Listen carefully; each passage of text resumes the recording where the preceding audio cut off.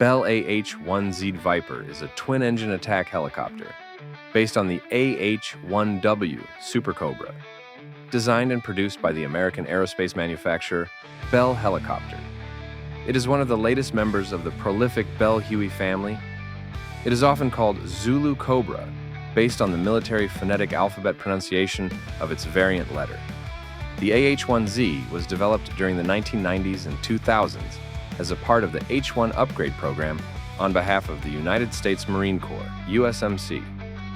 It is essentially a modernization of the service's existing AH-1Ws and was originally intended to be a rebuild program before subsequent orders were made for new-build helicopters instead.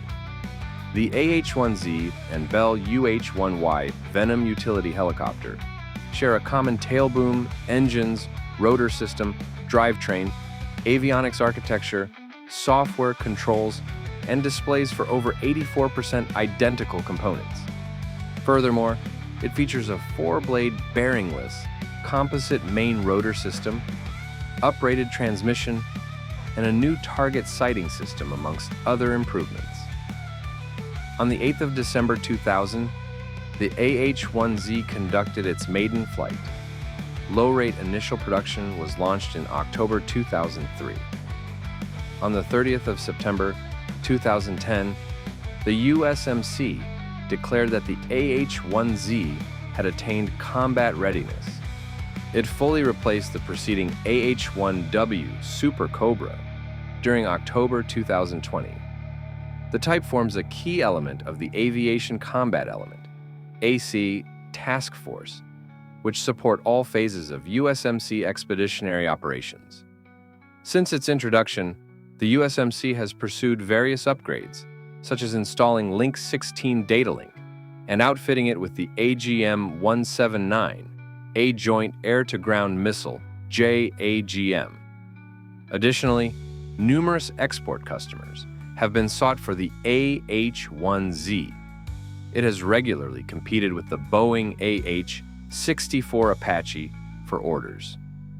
The first export customer was the Royal Bahraini Air Force, and the Czech Air Force has also ordered the type. At one point, Pakistan was set to operate its own AH-1Zs, but deliveries were blocked due to political factors. Aspects of the AH-1Z can be traced back to the experimental Bell 249 of 1979, which was essentially an upgraded AH-1S, having been equipped with the 4-blade main rotor system from the Bell 412 utility helicopter. The Bell 249 was used as a demonstrator for Bell's Cobra II concept and made an appearance at the Farnborough Air Show in 1980. As promoted by Bell, the Cobra II was to be equipped with various new and redesigned combat systems, which included the AGM-114 Hellfire air-to-ground missile, a new targeting system, and was also to be powered by improved engines as well.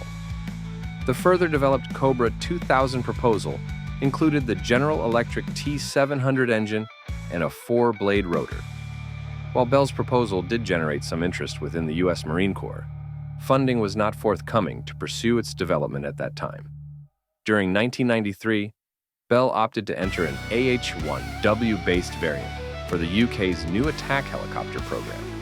This derivative, which was named the Cobra Venom, featured a modern digital cockpit and could carry wire-guided missiles, Hellfire, or Brimstone missiles. The Cobra Venom design was further refined 2 years later, notably by the adoption of a 4-blade rotor system. However, later that same year, a rival bid for the AH-64D Apache Longbow was selected to fulfill the program instead. During May 2005, it was announced that the AH-1Z had completed its first round of sea-based flight trials. On 15 October 2005, the USMC, through the Naval Air Systems Command, accepted delivery of the first AH-1Z production standard helicopter. Both the AH-1Z and UH-1Y completed their developmental testing during early 2006. During the first quarter of 2006, initial examples of the type were transferred to the Operational Test Unit at the NAS Patuxent River to undergo Operational Evaluation OPEVAL testing. In February 2008, both the AH-1Z and UH-1Y began the second and final portion of OPEVAL testing. On 30 September 2010, the USMC declared that the AH-1Z had attained combat readiness.